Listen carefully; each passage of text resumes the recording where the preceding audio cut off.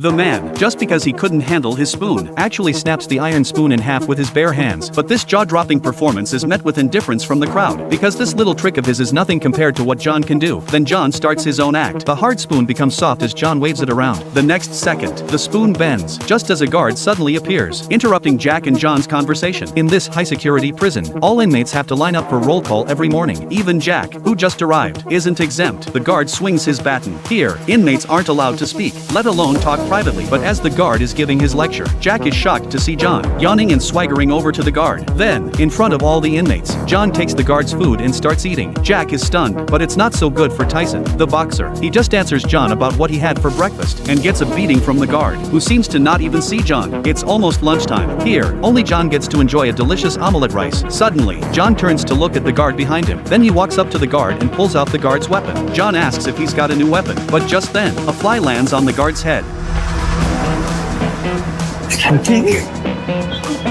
The guard is instantly scared stiff, but John was just messing with him, and that's John's privilege. But some people, to gain this kind of privilege, challenge John, this huge sumo wrestler, who once fought in Southeast Asia, won the world championship in just a few fights, then got arrested for street violence. Now he starts his performance.